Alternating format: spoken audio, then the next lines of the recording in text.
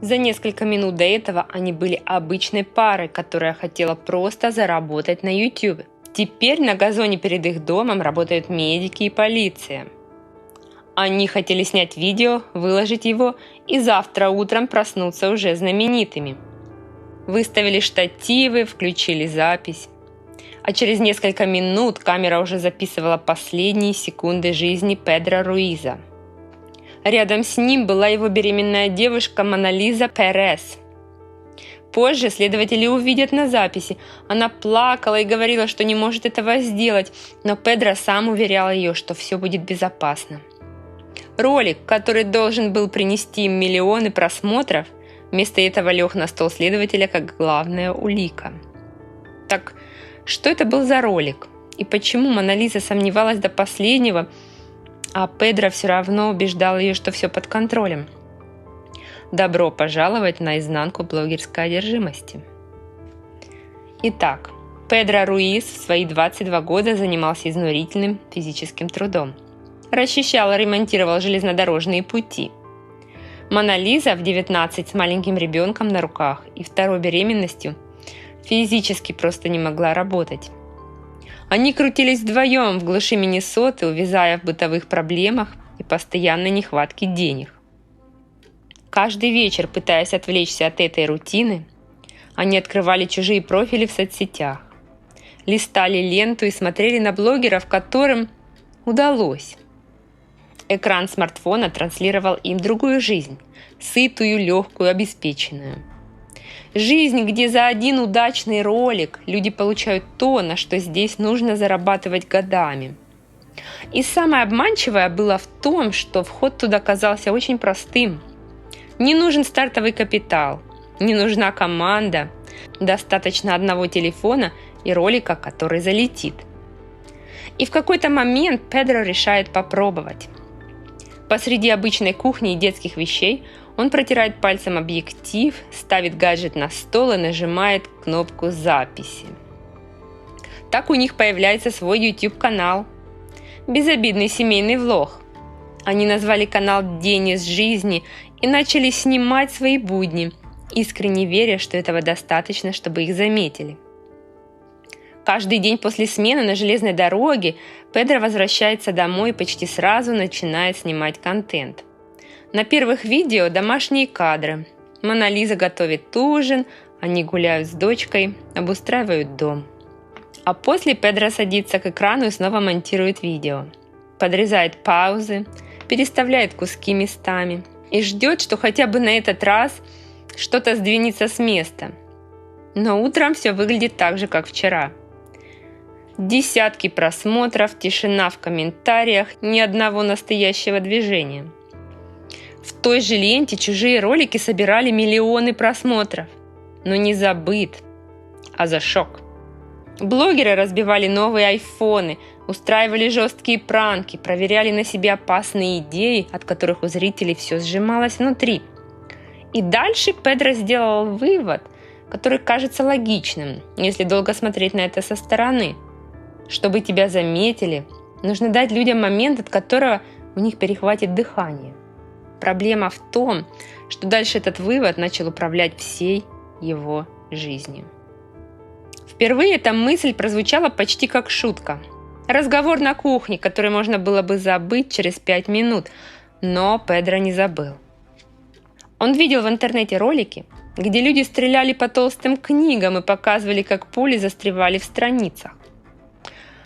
Он пересматривал их снова и снова, и в какой-то момент решил, что готов. Он принес домой Desert Eagle 50-го калибра и предложил трюк, который потом будут разбирать уже не подписчики, а следователи. Монолиза должна была выстрелить. Он должен был прикрыться толстой энциклопедией перед камерой. Педро был уверен, книга остановит пулю. Прежде чем самому встать перед камерой, он провел собственный тест с похожей энциклопедией. И результат только укрепил его веру. Книга выдержала. Пуля не прошла насквозь. На этом месте еще можно было остановиться. Понять, что эта случайная удача ничего не доказывает. что это все еще риск, не гарантия, а почти русская рулетка. Да, Педро все еще боялся, но в его голове даже страх уже становился частью ролика. Ведь чем опаснее съемка, тем сильнее зритель захочет досмотреть его до конца. И тогда ролик полетит. Постепенно это перестало быть разговором только между ним и Мона Лизой. Педро рассказывал о плане своей тети Клаудии Руиз. Та пыталась отговорить его, спрашивала, зачем ему в этом видео вообще нужен пистолет. Педро отвечал прямо: потому что нам нужно больше зрителей, мы хотим стать известными. Но все были против его идей, особенно Мона Лиза. И вот здесь начинается то, что мне кажется самым важным в данной истории. Мона Лиза Перес оказалась в ловушке. Педро повторяет одно и то же. Я все проверил, пуля застрянет в книге, это наш шанс выбраться. Потом присылает ей очередные ссылки. На экране снова похожие ролики. Толстая книга, выстрел, страницы, которые якобы выдерживают удар. Ссылка за ссылкой. Смотри, вот еще один, видишь, книга выдержала. Мона Лиза говорит близким, что не хочет этого делать.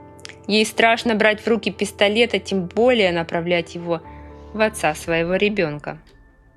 Но Педро возвращается к этому снова и снова. И каждый раз, когда она отступает, ее страх выглядит как отказ поверить в него. Будто она ломает не просто трюк, а их общий шанс выбраться. Когда тебе 19, ты ждешь второго ребенка, а человек рядом говорит так уверенно, надежда начинает звучать громче страха. Она соглашается нажать на спуск не потому, что перестает бояться, а потому что Педро уже все решил за них двоих. В день съемки она открывает Твиттер и пишет, что они с Педро собираются снять одно из самых опасных видео, а потом дописывает: это его идея, не моя. К вечеру 26 июня 2017 года Педро уже выставил камеры во дворе. Одну прикрепил к лестнице, вторую поставил на заднюю часть машины. Съемка должна была идти с двух ракурсов. Педро держал у груди энциклопедию. Мона Лиза стояла напротив с Desert Eagle в руках. До этого все еще было просто уговорами и тестами. А теперь камера записывала.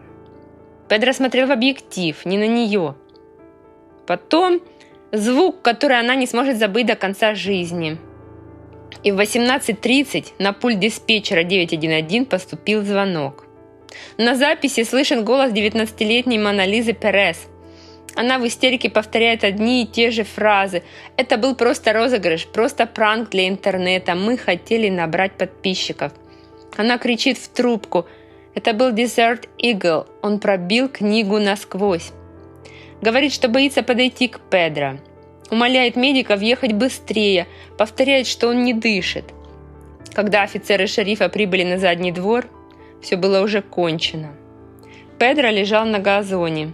Рядом была Мона Лиза, их маленькая дочка, сосед, который пытался помочь до приезда парамедиков. Следователи изъяли камеры заднего двора. На записи было видно, что это не был случайный выстрел в панике. К съемке готовились заранее. На той же записи Мона Лиза плакала и говорила, что не может этого сделать, что ей страшно, что если все пойдет не так, ее жизнь тоже закончится.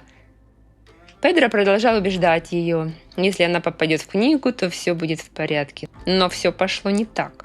Следователи не увидели умышленного убийства. Мона Лиза не хотела смерти Педро. Это было видно и по записи, и по ее панике после выстрела. Но закон смотрел на другое. В руках Моны Лизы было заряженное оружие. Она нажала на спуск. И после этого Педро Руиз умер. В декабре 2017 года Мона Лиза признала себя виновной в непредумышленном убийстве второй степени. Суд назначил ей 180 дней заключения, 10 лет надзора, запрет на оружие и запрет получать прибыль от этой истории. Погоня за хайпом закончилась смертью Педро, 2 детьми без отца и сломанной судьбой Моны Лизы. Интернет переварил эту новость за пару дней. собрал чужие просмотры и пошел дальше. А Мона Лиза осталась 1 на 1 с тяжестью содеянного и осознанием. Кнопка «Перезапуск» была только на его чертовых камерах.